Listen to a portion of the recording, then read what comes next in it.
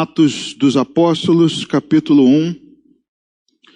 Vamos ler até o versículo número 8. Os irmãos acharam? Diz assim a palavra de Deus: Escrevi o primeiro livro, ó Teófilo, relatando todas as coisas que Jesus começou a fazer e a ensinar, até o dia em que, depois de haver dado mandamentos por intermédio do Espírito Santo aos apóstolos que escolhera, foi elevado às alturas. A estes também, depois de ter padecido, se apresentou vivo com muitas provas incontestáveis, aparecendo-lhes 40 dias e falando das coisas concernentes ao reino de Deus. E comendo com eles, determinou-lhes que não se ausentassem de Jerusalém, mas que esperassem a promessa do Pai, a qual, disse ele, de mim ouvistes. Porque João, na verdade, batizou com água, mas vós sereis batizados com o Espírito Santo, não muito depois destes dias. Então os que estavam reunidos lhe perguntaram: Senhor, será este o tempo em que restaures o reino a Israel? Respondeu-lhes: Não vos compete conhecer tempos ou épocas que o Pai reservou pela sua exclusiva autoridade, mas recebereis poder ao descer sobre vós o Espírito Santo, e sereis minhas testemunhas, tanto em Jerusalém, como em toda a Judéia e Samaria, e até aos confins da terra. Amém. Vamos orar. Pai, obrigado por esse privilégio, pela segunda vez nesse dia também, ouvirmos tua voz. É o nosso desejo, é para isso que viemos, não nos deslocamos, meu Deus, para ouvir doutrinas de homens, os pensamentos que rondam a minha cabeça, as minhas convicções, mas a tua palavra, a tua instrução, a tua direção, a palavra que é viva, que nos fortalece, nos edifica e nos dá forças para enfrentar o mundo. O justo viverá pela fé, diz a tua palavra, meu Deus, e a fé vem através da pregação da palavra. Então queremos nessa noite estas coisas. Queremos fé, queremos alimento, queremos o Espírito Santo nos orientando. E para isso, ó Pai, damos liberdade a Ele. Dando, meu Deus, também que Ele opere nos nossos corações, que Ele derrube toda a barreira de impedimento que tenta tirar a boa semente. O cansaço, a distração, todos os empecilhos, Deus, as artimanhas dele, para que não ouçamos a tua voz.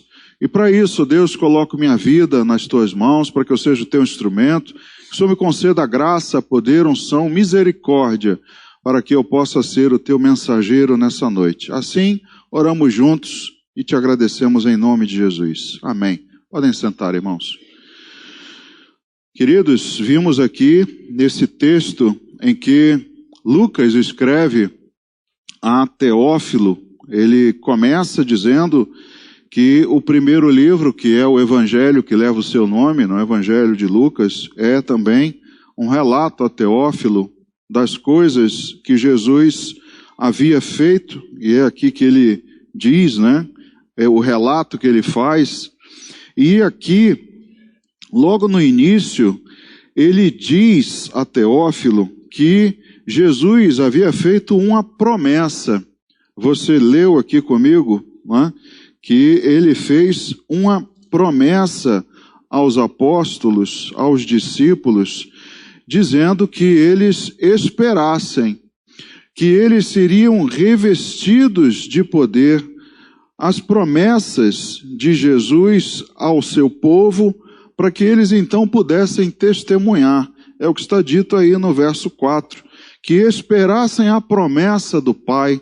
Jesus então havia feito uma promessa, que está lá inclusive nesse outro, no primeiro livro que Lucas escreve, vai lá no Evangelho segundo Lucas, no capítulo 24, do versículo 44 ao 49, veja como Lucas faz um link, né, com a sua carta anterior. Ele diz assim: a seguir Jesus lhes disse: são estas as palavras que eu vos falei, estando ainda convosco, Importava se cumprisse tudo o que de mim está escrito na lei de Moisés, nos profetas e nos salmos. Então lhes abriu o entendimento para compreenderem as Escrituras e lhes disse: assim está escrito que o Cristo havia de padecer e ressuscitar dentre os mortos no terceiro dia, e que em seu nome se pregasse arrependimento para a remissão de pecados a todas as nações, começando de Jerusalém. Vós sois testemunhas destas coisas. Eis que envio sobre vós a promessa de meu Pai. Veja aí mais uma vez a promessa. Permanecei, pois, na cidade, até que do alto sejais revestidos de poder. Então, Lucas faz, não é, uma menção a outra carta, mostrando essa promessa de Jesus. Fiquem, não se ausentem de Jerusalém, porque vocês serão revestidos. Alguma coisa que eles não sabiam bem o que era, mas que os capacitaria para serem testemunhas. Talvez alguns naquele momento, ou outras pessoas, não é, que vejam esse texto, pensam assim: poxa, que legal, você revestido de um poder para ser testemunha, olha que legal. Será que é um poder parecido, não é, como mais tarde se pode ver no livro de Atos, que Simão o Mágico teve também o desejo de ter, para que fosse concedido o poder do Espírito Santo sobre as pessoas? Ele até deseja comprar esse poder dos apóstolos. Será que é um tipo de poder? Será que é alguma coisa que eu vou ter nas minhas mãos e, sei lá, vou fazer acontecer? Será que vai ser algo espetacular? Eles talvez não soubessem muito bem, mas a promessa é que eles seriam revestidos e que pudessem ser testemunhas. Até aí, nada, não é, para nós, para quem ouve e lê o texto, nada assim de muito preocupante, até legal, não é? Como eu disse, alguém pode até encarar isso de uma maneira, poxa, que bom, bem-vindo, né? Um poder, alguma coisa espetacular. O problema, irmãos, é que o sentido mais apropriado para essa palavra que Jesus diz a eles: sereis minhas testemunhas. Se você for olhar a palavra no original, é martus. Isso é a palavra que deu origem ao nosso martírio. Se ele dissesse: sereis meus mártires, aí as pessoas já pensam assim: poxa, esse poder tem que ser muito bom, hein? Para valer a pena. Ser testemunha é uma coisa, ser mártir é outra. Que negócio é esse aí? Que é que você vai conceder? Porque já não me interessou tanto. Então, o sentido da palavra para essa situação é martírio. Então, irmãos, quando nós olhamos para o contexto da igreja primitiva, isso para eles estava muito claro, isso não causou surpresa para eles, porque ser martirizado por participar da fé, crer no Senhor Jesus, isso para eles já era conhecido. Eles assumiam, recebiam isso de bom grado. Não viam nenhum problema, não é, em ser mártir ou sofrer, padecer. Você conhece um pouquinho, talvez, da história do cristianismo, que cristãos eram colocados lá aos leões para divertir a população. Muitos eram queimados nas ruas e serviam de iluminação. Então, para eles, isso era normal. Isso era recebido com normalidade. Então, para eles, esse sentimento era muito presente. Mas para nós, hoje em dia, para nós, soa um pouco estranho isso. Ser mártir, padecer por isso, para nós, muitos talvez não aceitassem isso, né? Não recebessem muito bem. E nós aqui na nossa terra ainda não chegamos a esse ponto de sermos mártires, ainda, né? Embora desfrutemos de uma liberdade, um país democrático. Essa liberdade já tem, assim, meio que sido afetada ou atacada por as novas doutrinas, as novas ideologias, a nova corrente que domina a sociedade. Talvez você tenha ouvido a respeito de um pastor americano que veio pregar aí no Brasil, convidado por alguma igreja, né, uma denominação, e ele, na mensagem, disse que havia um lugar reservado no inferno para os homossexuais, para as lésbicas, para os travestis e para pessoas, né, desse grupo LGBTQ e sei lá mais quantas letras. E aí causou um escândalo na sociedade, a justiça foi acionada, houve ameaças, a denominação tirou a mensagem do ar, e aí começam a dizer, poxa, isso é discriminação, isso daí você não pode falar, você não pode dizer essas coisas. Então, quando eu digo que a gente não é mártir ainda, eu digo que certas coisas que vamos falar, daqui a alguns anos, serão cerceadas, nos forçarão a nos calar. Nós não poderemos ou vão querer que não falemos. Mas, irmãos, fica complicado você não pregar a Bíblia ou não dizer o que Deus condena. Porque nós teríamos, então, que isolar Apocalipse, capítulo 21, em que diz lá no texto que de fora ficam os cães, os idólatras, os assassinos, e ali diz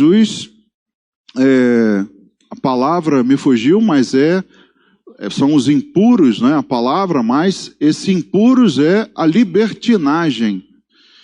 Tudo que é ligado à impureza, que a Bíblia fala a respeito de libertinagem, a liberalidade sexual, o que era também comum lá na cidade, em Corinto, que se fosse lugar bom não teria nome de motel, sempre digo isso. Então, era uma cidade em que reinava a impureza, reinava a homossexualidade. Quando Paulo escreve aos Romanos, ele é explícito a respeito da homossexualidade. Está lá em Romanos capítulo 1, quando ele diz que os homens perverteram a sua própria natureza, tendo relacionamentos entre si, e mulheres também, fugindo ao seu relacionamento natural. Então Deus deixa claro na sua palavra que não é permitido, ele não abençoa o sexo que não seja no matrimônio e com um homem e uma mulher. Isso está claro na Bíblia. Então, a partir do momento em que você diz que, por mais que você queira arrumar termos, né, inclusivos, socialmente corretos, por mais que você diga, no frigir dos ovos vai para o inferno. Então, se começarmos a deixar que não nos deixem mencionar certos trechos da Bíblia, aí, irmãos, começamos então a sofrer o martírio. Começamos então a não ter mais essa liberdade. E o tal pastor americano, né, ao voltar para os Estados Unidos, parece que voltou mais tranquilo, porque lá, eles dizem, é a terra da liberdade. Lá ele pode dizer, aqui, dizemos que vivemos numa liberdade, mas já estão querendo nos cercar, né, nos impedir, querendo, né, abafar certas coisas. Então, para nós que somos da fé, que cremos na palavra de Deus e queremos pregar, e sobretudo para nós, pastores, nós vamos ter que evitar falar de certos assuntos. Não vamos poder dizer que Sodoma e Gomorra também tinha libertinagem. Não vamos poder dizer que os homens maus da cidade bateram na porta de Ló e pediram a ele, manda esses anjos aqui para fora que a gente quer abusar deles. E aí o que Deus fez com a cidade? Fulminou, destruiu, só livrou Ló e a sua família. Sodomita é hoje conhecido como alguém que vive na libertinagem. Então não vamos mais poder dizer, vamos ter que dizer que Sodoma e Gomorra foi destruído por um cataclisma, uma fatalidade, uma casualidade, não mais ordem de Deus, e que não mais reinava o pecado. Também não vamos mais poder dizer que Deus exterminou a humanidade a não ser Noé e sua família, porque também a população vivia em pecado extremo. Então, quando nós olhamos para esse lado, nós não podemos mais dizer que temos tanta liberdade assim, porque já querem tirar de nós, querem nos calar. Houve um movimento, alguns pastores se levantaram, defenderam, né, o tal pastor americano, mas muitos irmãos, muitas correntes que se dizem cristãs abraçam essa ideia, a ideia inclusiva, a ideia de que você não pode discriminar, que você não pode dizer que está errado, né? Então, se não pudermos falar o que é pecado, daqui a pouco as outras categorias, os assassinos, né? Os feiticeiros, que também estão no mesmo texto, todos os outros também vão falar, olha, você não pode dizer não. Você não pode discriminar um assassino dizendo que Deus condena, que ele vai para o inferno se não se arrepender.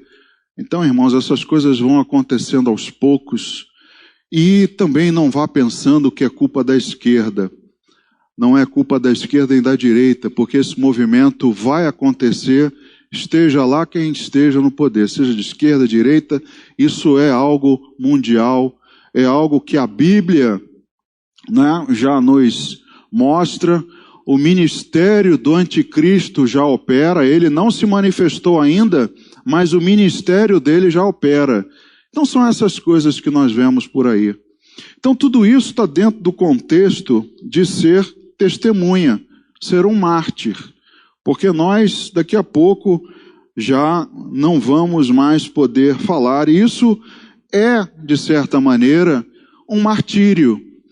Porque a definição de martírio não é apenas a morte, mas é o processo de sofrimento ou morte que experimentamos, eu e você, por causa da nossa fé.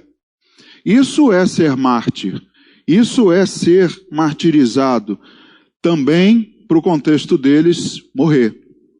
Condenado à morte, decapitado, e todas as outras atrocidades que eram cometidas, mas também é um processo de sofrimento. Então, a palavra para nós hoje é: queremos experimentar o martírio ou não? Ou vamos nos abster? Vamos querer continuar sendo testemunhas de Jesus, porque é o que ele disse: sereis minhas testemunhas. Vocês vão falar a meu respeito da minha doutrina, do meu ensinamento, das palavras de Deus. Então são essas coisas que nós temos que pensar a respeito do martírio, se queremos experimentá-lo ou não. Se vamos querer viver, né, na turma do nada a ver, na turma do que faz vista grossa, na turma do que não mexe nesse vespeiro. Vamos falar de outras coisas, de prosperidade e de tudo mais.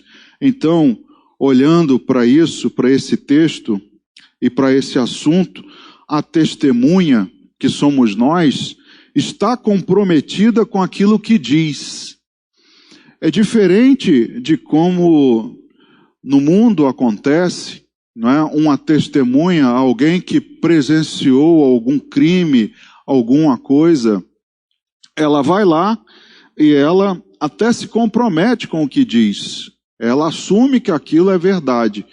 Mas o que ela está testemunhando não é a sua vida.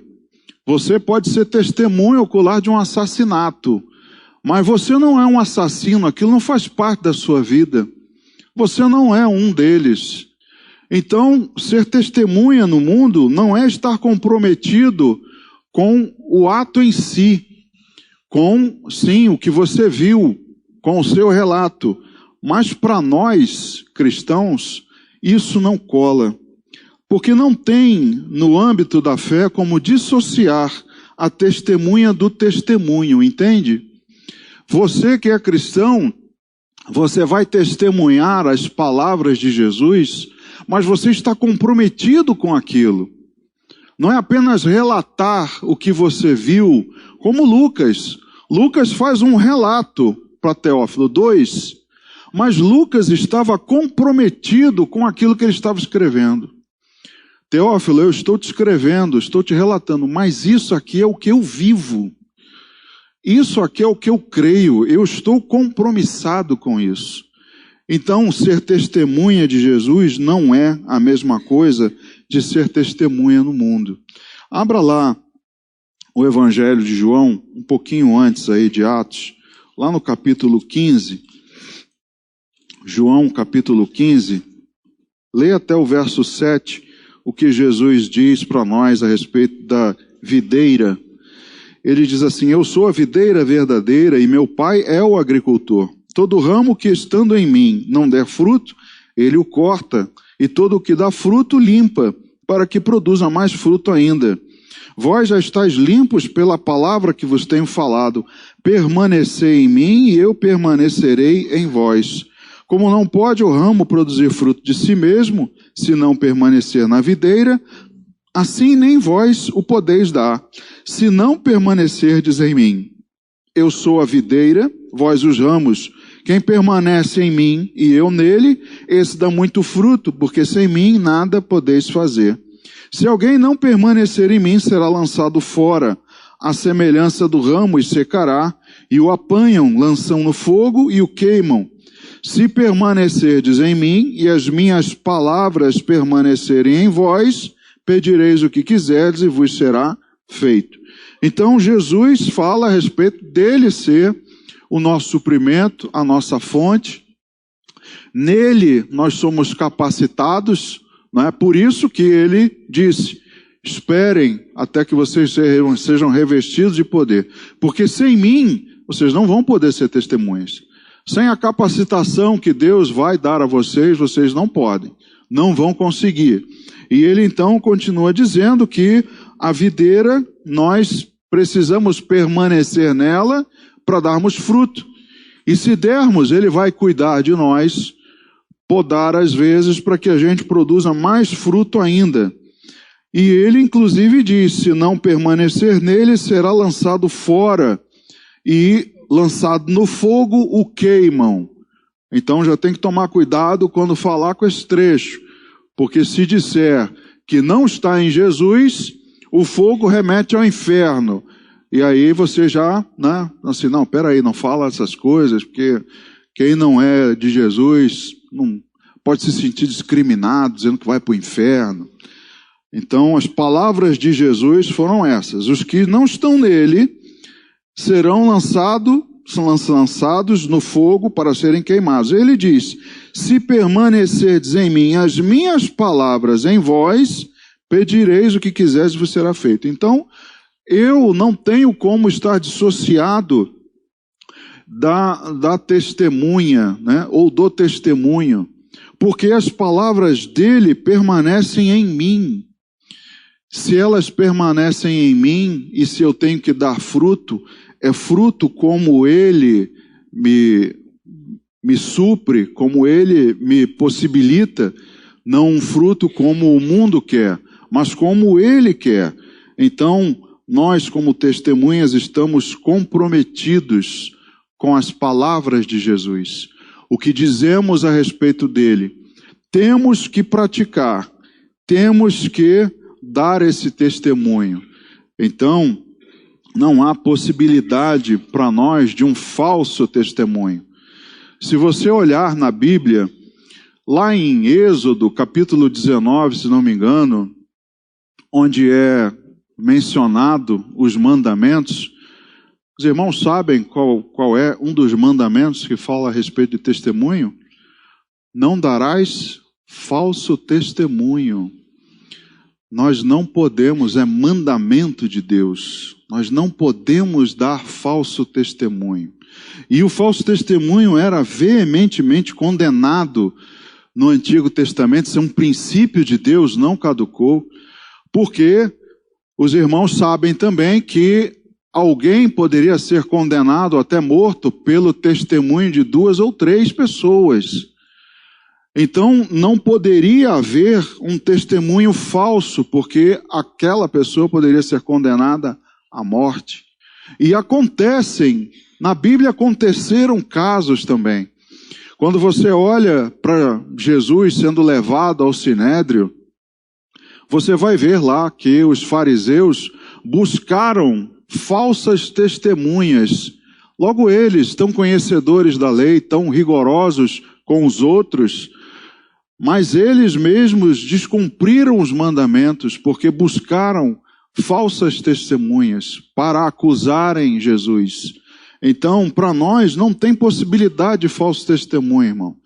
Não há como chegarmos nem diante de um júri do mundo, né? Um júri verdadeiro, a justiça humana. Nós não podemos dar um falso testemunho, dizer algo que não ocorreu de fato. E não podemos também, diante dos homens, dar falso testemunho das coisas espirituais. Então, nós não temos a possibilidade de falso testemunho.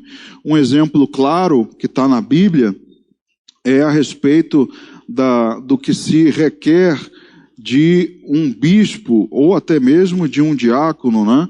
Abra lá na primeira carta de Paulo a Timóteo, em que ele dá as qualificações necessárias para um homem de Deus. Olha só, capítulo 3, do verso 1, vamos ler até o verso 12. Diz assim: fiel é a palavra, se alguém aspira ao episcopado, excelente obra almeja. É necessário, portanto, que o bispo seja irrepreensível, esposo de uma só mulher, temperante, sóbrio, modesto, hospitaleiro, apto para ensinar, não dado ao vinho, não violento, porém cordato, inimigo de contendas, não avarento, e que governe bem a própria casa, criando os filhos sob disciplina com todo respeito, pois se alguém não sabe governar a própria casa, como cuidará da igreja de Deus? Não seja neófito, para não suceder que se ensoberbeça e incorra na condenação do diabo. Pelo contrário, é necessário que ele tenha bom testemunho dos de fora. Alguém que almeja o episcopado ou ao diaconato, ele tem que dar bom testemunho aos de fora. Ele não pode dar um falso testemunho, a fim de não cair no opróbrio ou na vergonha e no laço do diabo. E aí, semelhantemente, quanto a diáconos, é necessário que sejam respeitáveis de uma só palavra, não inclinados a muito vinho, não cobiçosos de sorte da ganância, conservando o mistério da fé com a consciência limpa. Também sejam estes primeiramente experimentados e se mostrarem irrepreensíveis, exerçam o diaconato. Da mesma sorte, quanto a mulheres, é necessário que sejam elas respeitáveis, não maldizentes, temperantes e fiéis em tudo. O diácono seja marido de uma só mulher e governe bem os seus filhos e a própria casa. Veja o que se coloca na Bíblia a respeito das obrigações, das condições para alguém que almeja o episcopado ou o diaconato. Alguém que tem que ser irrepreensível, esposo de uma só mulher. Mais uma vez, não podemos ser cerceados de pregar a Bíblia, não cabe outra interpretação aqui. Então, todas as coisas que Paulo coloca aqui é o testemunho que homens que almejam a posição de bispo, de pastor ou de diácono tem que dar. É um testemunho que tem que ser verdadeiro, não pode ser falso. Então, queridos, para nós não tem outro caminho, a não ser o testemunho de Deus, a não ser o martírio, a não ser, sofrermos, padecermos o que o mundo hoje tenta nos privar. Nós não podemos ser testemunhas desqualificadas. Volta lá o Evangelho segundo Mateus. Mateus capítulo 23, Veja só o que diz do versículo 1 ao 7. Mateus capítulo 23, do 1 ao 7. Então falou Jesus às multidões e aos seus discípulos. Na cadeira de Moisés se assentaram os escribas e os fariseus. Fazei e guardai, pois, tudo quanto eles vos disserem, porém não os imiteis nas suas obras, porque dizem e não fazem. Atam fardos pesados e difíceis de carregar e os põem sobre os ombros dos homens. Entretanto, eles mesmos nem com o dedo querem movê-los. Praticam, porém, todas as suas obras com o fim de serem vistos dos homens, pois alargam os seus filactérios e alongam as suas franjas. Amam o primeiro lugar nos banquetes e as primeiras cadeiras nas sinagogas, as saudações nas praças e o serem chamados mestres pelos homens. Jesus aqui está falando dos fariseus e dos escribas, que eram exemplos de testemunhas falsas, porque no exterior eram impecáveis, gostavam de visibilidade, gostavam de aplauso, de posição, mas não praticavam. Diziam, mas não praticavam. Então eram falsas testemunhas. Testemunhas que são desqualificadas. Assim como o profeta, que diz e não acontece, é um profeta desqualificado. Aquele que diz, eis que te digo, em o nome do Senhor, e não acontece, é um profeta desqualificado. Então, nós não podemos ser como os judeus, como os escribas e fariseus, que diziam, atavam fardos pesados, mas não faziam. Eram muito bem aparentados, mas na prática, nada disso. Então, nós não temos, isso para a nossa vida, nós não podemos ser desqualificados. E a primeira coisa, quem trabalha com direito sabe muito bem, que a primeira coisa que um advogado de defesa tenta fazer é desqualificar a testemunha. Ou de acusação, senta alguém lá para testemunhar, o que o outro advogado vai tentar fazer é desqualificar aquela testemunha. Se ele conseguir, acabou. Você pode falar toda a verdade, mas se ele conseguir desqualificar você, seu testemunho não será ouvido. Então não adianta, ter uma aparência exterior, mas na verdade não ser o mártir que Jesus requereu, não ser aquele que de fato tem comprometimento com o testemunho. Então, queridos, para nós é mais rigoroso, é mais exigido. Todo falso testemunho, segundo a Bíblia, será condenado. Aqueles que eu disse aos irmãos que cediam, ou eram subornados para darem falso testemunho, que era condenado por Deus, por várias passagens na Bíblia. No livro de Provérbios, então, há várias passagens que falam a respeito daquele que era falsa testemunha, a condenação que pesaria sobre a sua cabeça. Vamos ver um texto, Provérbios capítulo 6, do versículo 16 ao 19. Provérbios 6, do 16 ao 19. 6 coisas o Senhor aborrece, e a 7ª a sua alma abomina: olhos altivos, língua mentirosa, mãos que derramam sangue inocente, coração que trama projetos iníquos, pés que se apressam a correr para o mal, testemunha falsa que profere mentiras e o que semeia contendas entre os irmãos. Então, o falso testemunho é algo que aborrece, e a última, segundo a palavra, é o que ele abomina, aquele que semeia contenda entre os irmãos, que também é algo que faz aquele que pratica a falsa testemunha. Muitas vezes aquele que diz uma mentira a respeito do irmão está testemunhando algo falso e está semeando contendas entre os irmãos. Então ele passa de um item que aborrece a Deus para o 7º que ele abomina. Então vai de mal a pior, como diz a palavra, um abismo chama outro abismo. Então, queridos, nós estamos comprometidos com o que dizemos. Estamos comprometidos com o que testemunhamos. Mais uma vez, não é como no mundo, que testemunhamos as coisas, dizemos a respeito delas, mas apenas estamos compromissados com o discurso, o relato, não com a conduta do testemunho.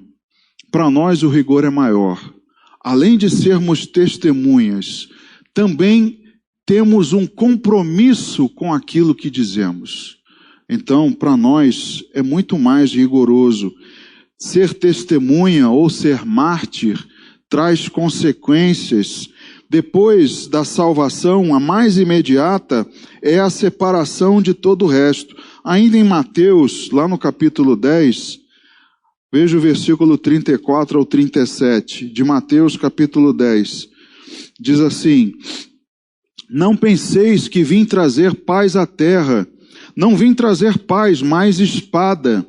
Pois vem causar divisão entre o homem e seu pai, entre a filha e a sua mãe, e entre a nora e a sua sogra. Assim, os inimigos do homem serão os da sua própria casa. Quem ama seu pai ou a sua mãe mais do que a mim, não é digno de mim. Quem ama seu filho ou a sua filha mais do que a mim, não é digno de mim. E quem não toma a sua cruz e vem após mim, não é digno de mim. Quem acha a sua vida, perdê-la-á. Quem, todavia, perde a vida por minha causa, achá-la-á. Veja o que Jesus diz a respeito das suas palavras. As suas palavras, os seus ensinamentos, ele diz que não vieram trazer paz, mas espada.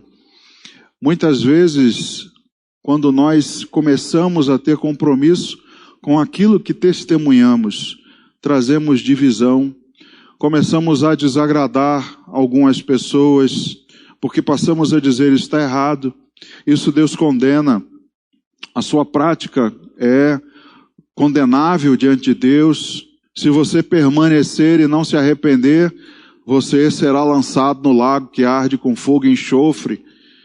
E aí, irmão, Jesus diz, olha, isso não é para trazer paz. O Evangelho não veio para trazer inclusão para aqueles que estão fora. Os que estão fora, ele já deixou claro.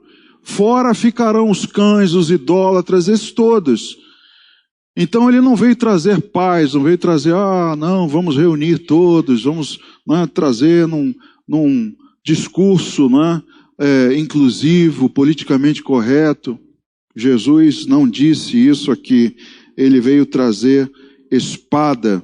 Então, se nós olharmos aí um pouquinho antes, no capítulo 10, em que Jesus fala a respeito das instruções para os 12, quando eles fossem pregar o evangelho, curar enfermos, expelir demônios, ele já diz a eles o que aconteceria com eles, porque eles estavam sendo enviados para o meio de lobos. Eles estavam sendo enviados para pessoas que iriam ouvir, mas muitas não iriam concordar. E já dizia para eles, olha, vocês vão ser odiados por causa do meu nome. Vocês vão ser entregues à morte. O seu irmão pode entregar você, ou você entregar o seu pai. Essas coisas podem acontecer por causa das minhas palavras, do meu testemunho, que a partir de agora vocês estão compromissados.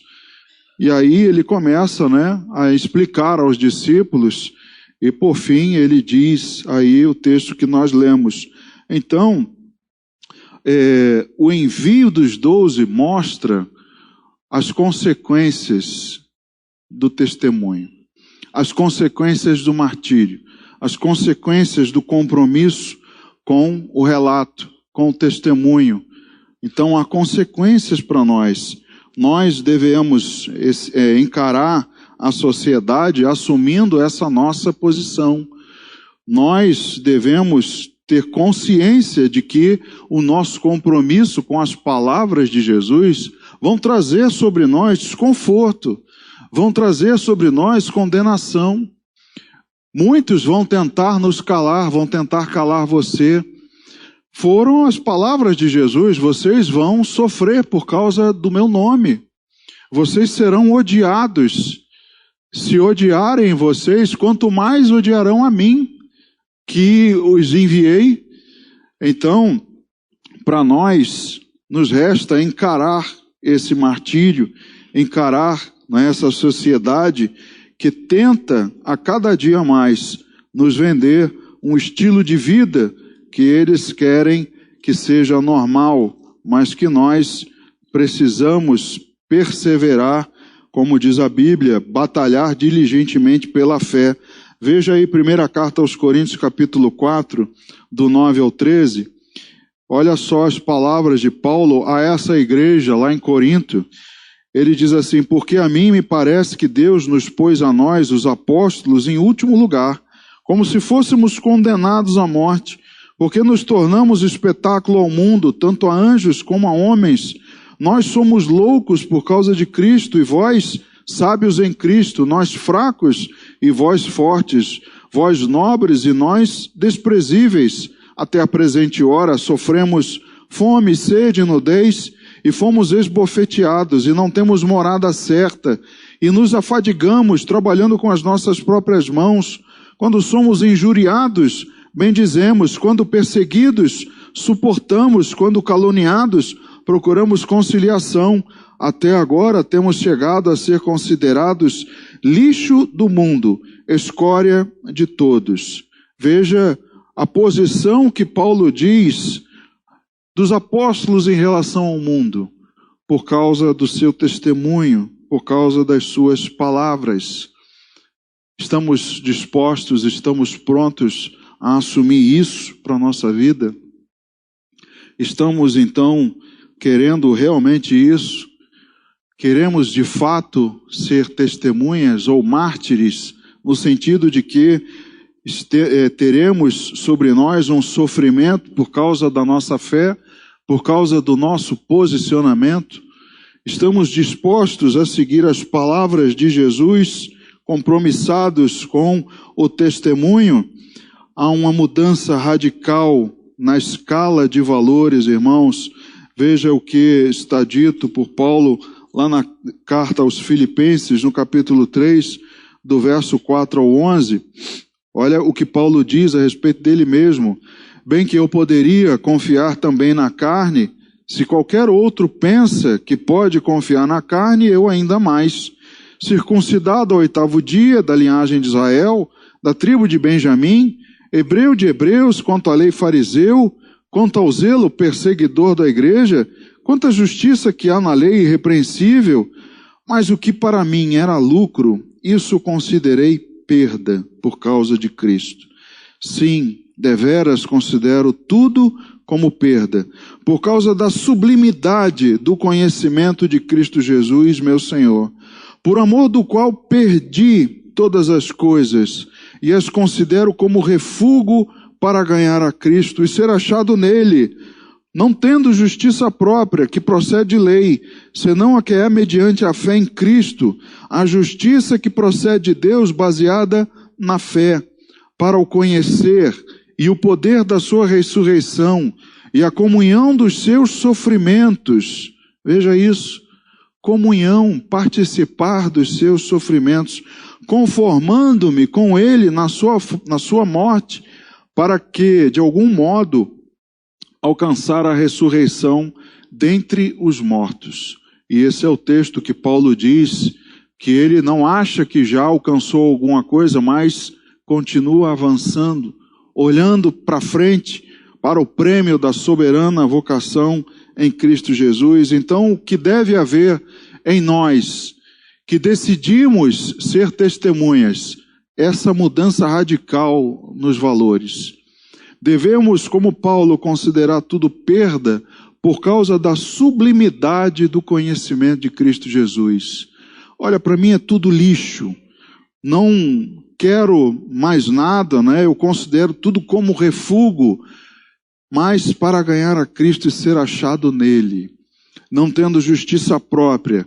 Paulo está dizendo no bom e simples português: estou me lixando para o resto, para o que vocês pensam, para a opinião de vocês, se eu sou inclusivo ou não, se eu sou discriminatório ou não. Eu estou dizendo as palavras de Jesus. E espero que as pessoas ouçam, para que nelas também alcancem a ressurreição, para que elas também alcancem a salvação. Porque ele diz: eu quero comungar dos sofrimentos de Jesus. Eu tenho um compromisso com o Evangelho. Eu tenho um compromisso com as palavras que Jesus me deixou.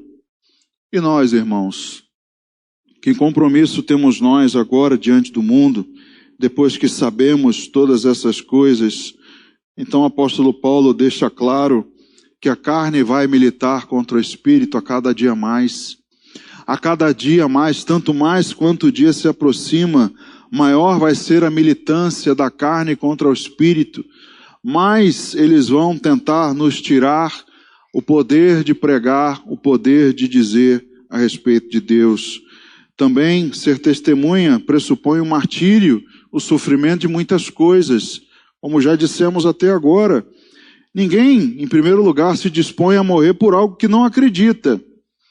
Se você decide ser testemunha, você não vai assumir algo, não é? Você não vai se dispor se você de fato não acreditar naquilo que está testemunhando. Uma pessoa que sabe que está correndo risco de vida, ela vai sentar para testemunhar uma mentira? É muito difícil, irmãos. Mas alguém que está compromissado com a verdade, aquele que é corajoso, senta e diz, senta e testemunha. Por isso cai por terra o argumento que muitos dizem: a Bíblia é uma coleção de mentiras, uma coleção de fantasias, uma coleção de gente que combinou de contar uma história que Jesus ressuscitou. Será, irmãos, que uma mentira se sustenta correndo risco de vida, como muitos deles morreram martirizados? Então ninguém vai se dispor a morrer por causa de uma mentira, mas por aquilo que ele acredita. Se você está disposto e acredita nas palavras de Jesus, esse é o pré-requisito. É isso que Jesus disse que era necessário que você cresce e que fosse revestido de poder, para aí então ser testemunha. Como Paulo disse, é necessário que o grão morra para que o trigo nasça. Volta lá no Evangelho segundo Mateus, no capítulo 10, no versículo 39. Quem acha a sua vida, perdê-la-á. Quem todavia perde a vida, por minha causa achá-la-á. Muitos então querem preservar a sua vida, os seus relacionamentos, o seu status, para não dizer, né, algo que vai desagradar, para não correr riscos. Muitos tentam preservar, mas o que Jesus está dizendo é exatamente o contrário. Se você decidir perder a sua vida, assim como o trigo, quando morre, ele então nasce e dá fruto a 30, a 60 e a 100 por um. Se você decidir assim, é o que Jesus diz, assim você vai achar a sua vida. Mas aquele que procura, não é? E como ele diz antes aqui, aquele que ama mais as outras coisas do que a ele, ama mais o seu filho, não é digno. Tome a sua cruz e siga a Jesus. Então, para ser testemunha, irmãos, somente com o poder do Espírito Santo. Como Jesus disse, olha, sem mim nada podeis fazer. E ele disse, olha, a promessa é, eu vou, mas virá o Consolador, que virá da parte do meu Pai. E ele irá revestir vocês de poder. E aí vocês serão minhas testemunhas. Não somente aqui, mas em todo e qualquer lugar. É o que ele diz que precisamos ter. Precisamos desse revestimento ou desse poder para que possamos testemunhar. Vai lá em Romanos, no capítulo 8, já estamos indo para o fim, Romanos 8, verso 16 e 17, ele diz assim, o próprio Espírito testifica com o nosso espírito que somos filhos de Deus. Ora, se somos filhos, somos também herdeiros, herdeiros de Deus e co-herdeiros com Cristo. Se com Ele sofremos, também com Ele seremos glorificados. Então, queridos, é necessário um martírio, é necessário sofrimento. Sem sofrimento, sem essa perda, sem essa nossa posição, não haverá glória. A palavra de Deus é clara: se com Ele sofremos, também com Ele seremos glorificados. O que Jesus diz é: se você me negar diante dos homens, eu também o negarei diante do meu Pai. Então não tem para nós a possibilidade de dar falso testemunho, de não dizer a verdade, de não estarmos comprometidos com o testemunho em si. E se você olhar para a Bíblia, há muitos mártires. Lá na galeria dos heróis da fé, lá na carta aos Hebreus, lá no capítulo 11, você vai ver a história de Moisés, capítulo 11, no verso 24 ao 29. Veja só o que Moisés suportou.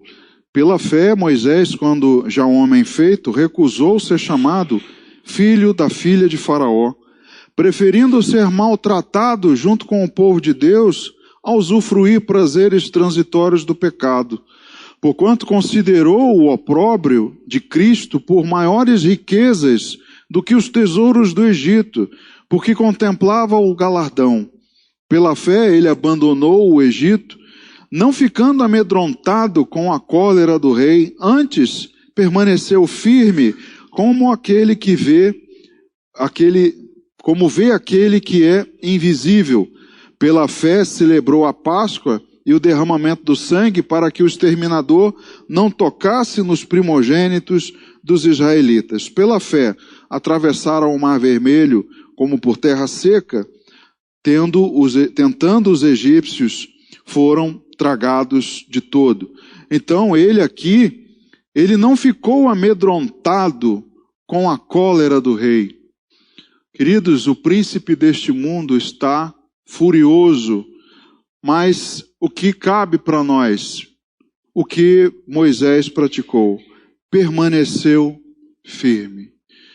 Ele recusou as riquezas do Egito. O problema é que Moisés abandonou o Egito. E muitos não querem abandonar o Egito. Muitos querem desfrutar, né, do testemunho, estar ali em comunhão com o povo de Deus, mas não querem abandonar o Egito. Querem continuar com um pé lá, continuam amedrontados com Faraó, continuam com medo de perder a sua posição, mas Moisés, assim como Paulo, ele considerou como lixo, porque ele contemplava o galardão, porque ele olhava lá na frente. Então é necessário abrir mão, perder algumas coisas por algo muito superior. Há um processo de morte para cada um de nós. Nesse sentido, sim, somos mártires, estamos morrendo para o mundo. Morremos para o mundo, mas estamos vivos para Deus. Não tem como estar vivo para o mundo e vivo para Deus.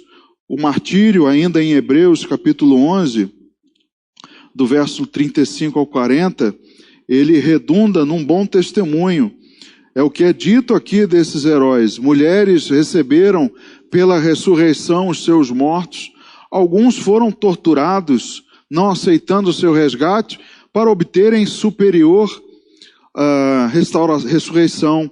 Outros, por sua vez, passaram pela prova de escárnios e açoites, sim, até de algemas e prisões, foram apedrejados, provados, cerrados pelo meio, mortos a fio de espada, andaram peregrinos, vestidos de pele de ovelhas e de cabras, necessitados, afligidos, maltratados, homens dos quais o mundo não era digno, errantes pelos desertos, pelos montes, pelas covas, pelos antros da terra.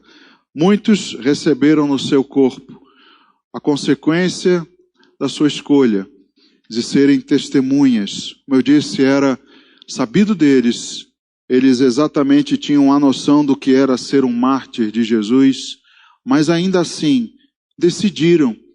Diz a história que a igreja cresceu, o sangue dos mártires que foi derramado aos milhões serviu, como adubo para que o evangelho, a igreja de Cristo crescesse. Então, queridos, há algo de nós que precisa ser entregue. Nós temos, como diz aí a carta aos Hebreus, nós temos uma grande nuvem de testemunhas olhando para nós. Olhando, desejando que a gente continue no caminho, correndo com perseverança, mantendo o nosso testemunho, o nosso compromisso. É isso que Deus espera e requer de nós. Então, que fique para mim e para você a meditação a respeito disso. Queremos, de fato, assumir esse martírio, queremos participar disso, queremos, mais uma vez, estarmos comprometidos com o testemunho. É isso que resta para mim e para você, a meditação, para que você decida e tome a sua posição, porque ficará mais difícil, queridos, para exercermos a nossa fé, pregarmos a verdade de Deus. Continuará sendo difícil incomodar muitos setores da sociedade, como vimos aqui, o rei ou o príncipe deste mundo, furioso, a cada vez mais, tentando nos calar. Mas você precisa decidir se você está comprometido com o testemunho, se você quer assumir esse risco, ou se você quer ficar no conforto e não participar do trabalho da obra de Deus. Então, sem o poder do Espírito Santo, não dá nem para sair do cenáculo. Como Jesus disse, não saiam daqui até que vocês sejam revestidos de poder. Sem esse poder, queridos, não dá nem para você sair daqui da igreja. Não dá nem para você ir para casa agora.